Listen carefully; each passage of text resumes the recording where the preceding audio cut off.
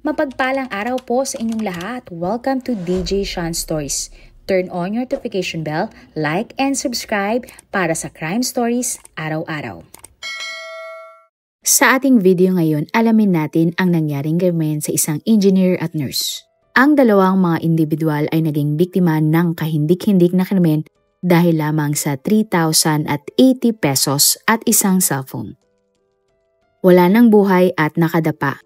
Ganyan dinatnan ng isang residente ang isang babae ng July 5, 2022 malapit sa isang sapa sa hangganan ng Barangay Tambang sa Giginto, Bulacan at Barangay Tikay sa Malolos, Bulacan. Ang biktima ay agad ding nakilala ng kanyang pamilya. Ang babaeng ang biktima ay kinilalang si Princess Diane Dayor, 24 years old. Nakatira si Princess sa Barangay Tabang, Giginto, Bulacan. Si Princess ay isang industrial engineer graduate at nag-aaral sa La Consolacion University, Malolos, Bulacan. Matapos mag-aral, agad na nagtrabaho si Princess at siya ay naging breadwinner ng kanyang pamilya. Palakaibigan si Princess at malapit sa kanyang pamilya. Simple, matalino, at masayahin. Ganyan ilarawan si Princess ng kanyang mga kaibigan. Ayon sa mga balita, huling nakita si Princess ng July 2, 2022 bandang 5:30 ng umaga. Nakasuot ang dalaga ng pink na t-shirt, gray na jacket at pantalon. Papasok na noon si Princess sa kanyang trabaho sa pabrika ng sapatos sa bayan ng Pulilan, Bulacan. Subalit laking pagtataka ng mga katrabaho ni Princess nang hindi na ito nakarating sa gas station sa Barangay Tikay kung saan nag-aantay ang shuttle bus ng kanyang kumpanya. Bandang 10:30 naman ng umaga nang nakatanggap ang tita ni Princess ng tawag mula sa mga katrabaho nito. Tinanong ng babae ang tita ni Princess kung may sakit ba ang dalaga dahil hindi nga ito pumasok sa kanyang trabaho. Nagulat naman ang nanay ni Princess dahil ang alam nila ay pumasok si Princess sa kanyang trabaho. Sinubukan naman nilang tawagan ang engineer na babae pero hindi ito sumagot ni isang beses sa kanyang mga tawag. Kaya naman agad na nag-post ang pamilya ni Princess sa social media para manawagan sa pagkawala ni Princess. At makalipas naman ang isang araw, nag-report na nga sa mga pulis ang pamilya ni Princess. Hanggang sa makalipas nga ang 3 araw, simula nang nawala si Princess, natagpuan na lamang ang engineer na wala ng buhay. Agad namang nagsimula ng investigasyon ang mga otoridad. At sa kabilang banda, nakatawag ng pansin sa mga residente malapit sa sapa ang hindi kaaya-ayang amoy mula sa labi. Ayon nga sa mga nakakita kay Princess, ang una niyang napansin ay isang sapatos. Nang namataan niya ang labi, dito na daw siya tumawag ng tulong sa mga otoridad. Sa autopsy report sa labi ni Princess, pananakal ang naging sanhi ng kanyang pagkamatay. Wala namang indikasyon na ang engineer ay pinagsamantalahan. Pinaniniwalaan ang mismong ginamit ng sospek para sakalin si Princess ay ang strap ng bag ng biktima. Idiniin pa ng mga pulis na malaki ang posibilidad na biktima si Princess ng robbery hold-up dahil nawawala ang kanyang cellphone at wallet. Ayon naman sa pamilya ni Princess, naniniwala silang residente din ng lugar ang sospek sa krimen. Nagbigay naman ng 500 pesos na pabuya o bounty para sa taong makapagtuturo kung sino ang pumatay kay Princess o sa kung sino mang makakapagbigay ng impormasyon na magreresulta sa pagkahuli ng sospek. Ang pera nga na pabuya ay nagmula sa mga alkalde ng lungsod kung saan natagpuan ang biktima. July 7, 2022 makalipas nga ang 2 araw nang natagpuan na ang labi ni Princess. At kalaunan ang pumatay sa kanya ay natagpuan na din. Ang sospek ay kinilalang si Darwin De Jesus alias Lupin, nakilala din bilang Darwin Hernandez, 31 years old. Si Darwin ay isang welder at residente ng Barangay Tabang, Giginto, Bulacan. Naaresto si Darwin dahil siya ay tinuro ng isang eyewitness. At bandang 4:00 ng hapon nang pinuntahan ng mga pulis si Darwin sa bahay ng kanyang ina. Tinangka pa nga ni Darwin na tumakas mula sa mga pulis matapos silang maghabulan sa ilog malapit sa lugar. Napag-alaman na bago maaresto si Darwin, ilang beses pa siyang nakiisyosyo at nakihalibilo sa taong nagkukumpulan nang natagpuan nga ang labi ni Princess. Sinabi pa ng mga pulis na pinuntahan nila ang bahay ni Darwin noong July 6 ng gabi pero agad na tumakbo ang sospek para sila ay takasan. Nadiskubre naman ng mga pulis na marami na palang record sa barangay si Darwin tulad ng pagnanakaw, pagtitinda ng ipinagbabawal na gamot at kaso ng pagpatay.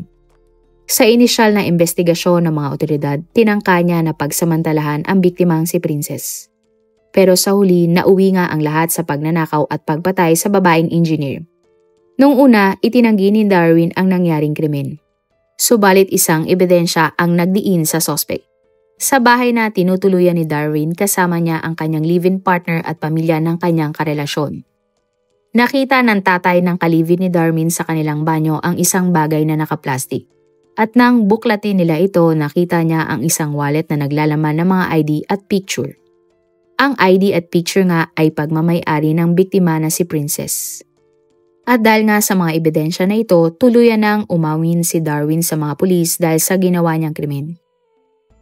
Ayon kay Darwin, siya nga ang nagnakaw ng gamit ni Princess at siya ang pumatay sa engineer. Inamin ni Darwin na ang cellphone ng biktima ay ibinenta niya sa buy and sell store sa Malolos, Bulacan.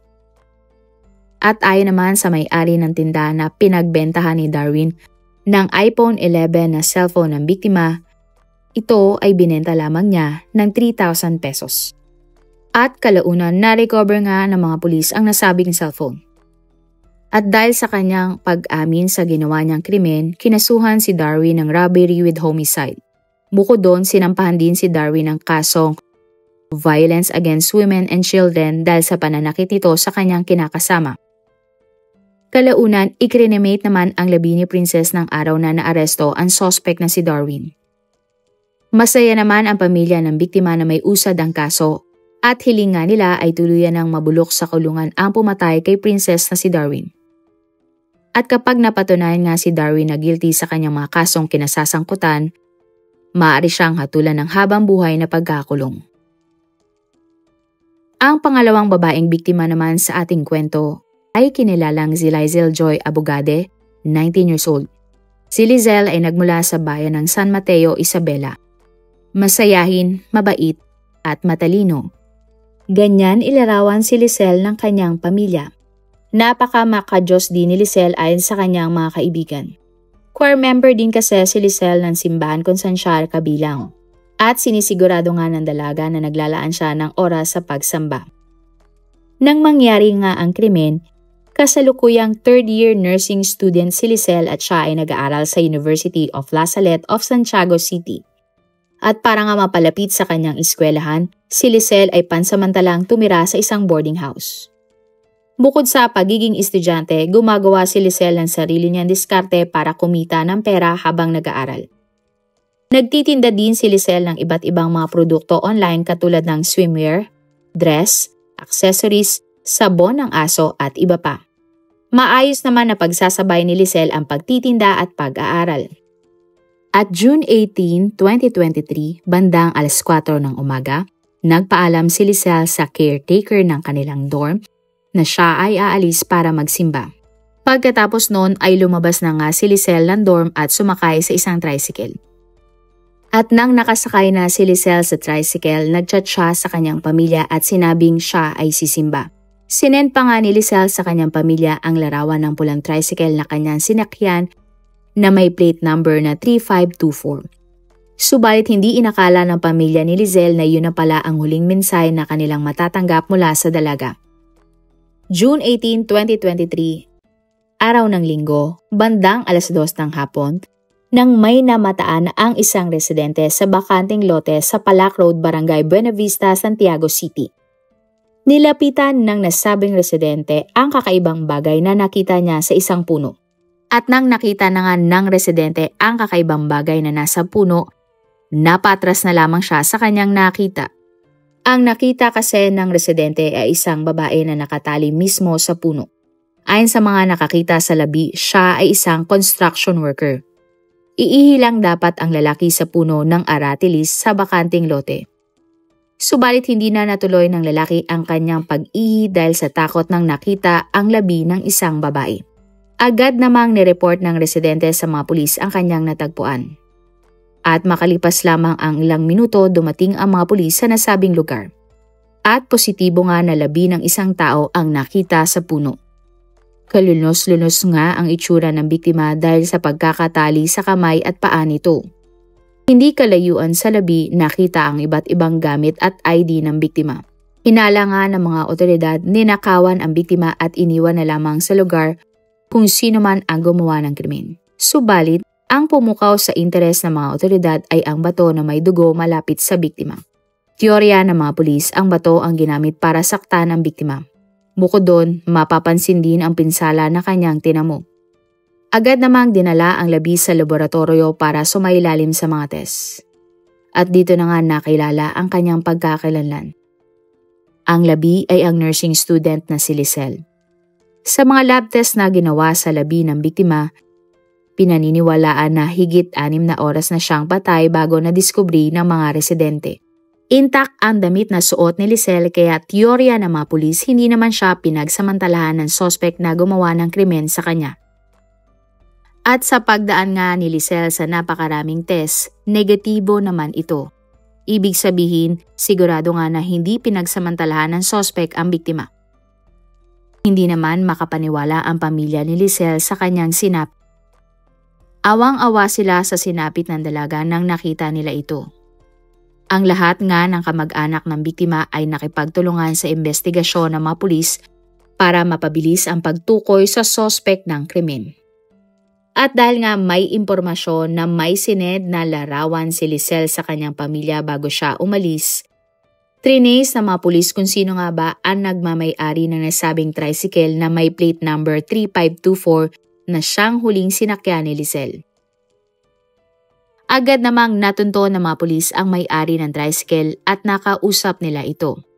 Ayon sa lalaking may-ari ng tricycle, ang kanyang tricycle na tinutukoy ng mga pulis ay ninakaw ng hating gabi ng June 17, 2023. Sinabi din na may-ari ng tricycle na ang nagnakaw sa kanyang tricycle ay isang lalaking lasing. Nag-ikot-ikot naman ang mga pulis sa area kung saan ninakaw ang tricycle para maghanap ng CCTV na makakatulong sa kanilang pag-iimbestiga. Hanggang sa may nakita nga silang CCTV malapit sa lugar kung saan ninakaw ang tricycle. At dito nga nila natukoy ang nagnakaw ng tricycle. Sa kanilang backtracking, nakilala ang magnanakaw na si Jeffrey Adam Barga, 38 years old. Si Jeffrey ay isang single na nakatira sa Purok 1 Calio, East Santiago City. Sa isa pang kuha ng CCTV na napanood ng mga pulis, nakita nilang binaklas ni Jeffrey ang sidecar ng nasabing tricycle. Agad naman kumalat sa buong bayan ng Santiago City ang karumal-dumal na sinapit ni Lizelle. Maging ang tungkol nga sa tricycle na huling sinakyan ng biktima ay nalaman din ng mga kalapit bayan. At kalaunan nakatanggap nga ng tip ang mga pulis mula sa isang junk shop owner. Ayon sa lalaki, may nagbenta sa kanilang junk shop ng isang pulang sidecar. Dali-dali namang pinuntahan ng mga otoridad ang nasabing junk shop. At dito na nga nila nakumpirma na ang sidecar na binibenta sa junk shop at ang binaklas ni Jeffrey na sidecar na kanyang ninakaw na tricycle ay iisa. Sinabi nga na may-ari ng junk shop na binili lamang nila ang pulang sidecar sa halagang 1,700 pesos mula sa sospek. Sunod naman natanggap ng mga pulis ang tawag mula sa isang residente ng Barangay Mabini. Ayon sa lalaki, nakita na lamang niya ang isang lumang motorsiklo na nakaparada sa tapat ng kanilang bahay. Hindi daw sa kanilang pamilya ang motor kaya nagduda siya bakit iyon nasa tapat ng kanilang bahay. Mabilis namang nagtungo ang mga pulis sa nasabing bahay. At nang suriin nga ang motor ng mga otoridad, nakumpirma nila na ito ang motor sa tricycle na ninakaw ni Jeffrey. At dahil sa mga ebidensya laban kay Jeffrey, siya ang tinukoy na sospek sa pagkamatay ng nursing student na si Lizelle. Isang manhunt operation naman ang kinasa ng mga pulis para mahanap si Jeffrey. Nag-alok din ang mayor ng bayan ng 100,000 pesos bilang reward para sa makapagtuturo sa kinaroroonan ni Jeffrey. June 20, 2023 nang natanggap ng mga pulis ang tawag na nakita umano si Jeffrey na nagtatrabaho sa isang palayan. Agad namang nagsanib puwersa ang ilang istasyon ng mga pulis para masakote si Jeffrey.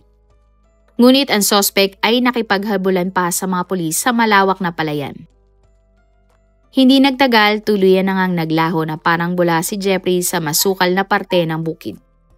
June 21, 2023 naman nang ilalabas ng mga pulis sa publiko ang larawan ng suspect na si Jeffrey para mapabilis ang kanilang paghahanap sa lalaki. At nang parehong araw natanggap ng mga pulis ang report mula sa isang residente ng Barangay Nubuan, Santiago City.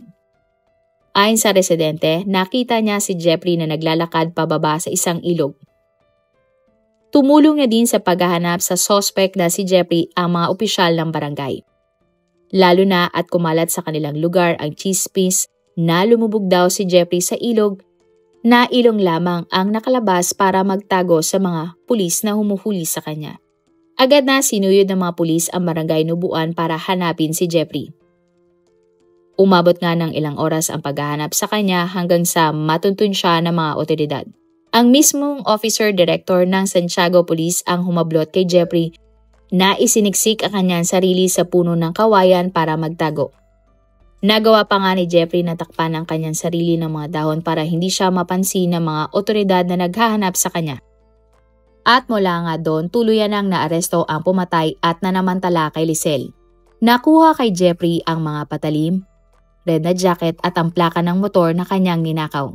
Napag-alaman naman na ang suspect na si Jeffrey ay may kaso na palang robbery sa Abra. Pero dahil siya ay nakapagpiyansa, pansamantalang nakalaya si Jeffrey mula sa kanyang mga kaso. Sa police station, inamin ni Jeffrey ang pagpatay niya kay Lisel.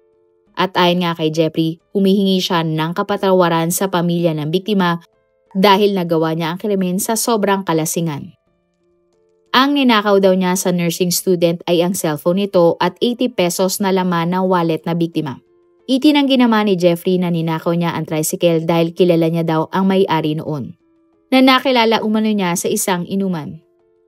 Sa police station, inamin ni Jeffrey na dati na siyang nakapatay ng tao sa Abra at nagnakaw noon lamang April 2022.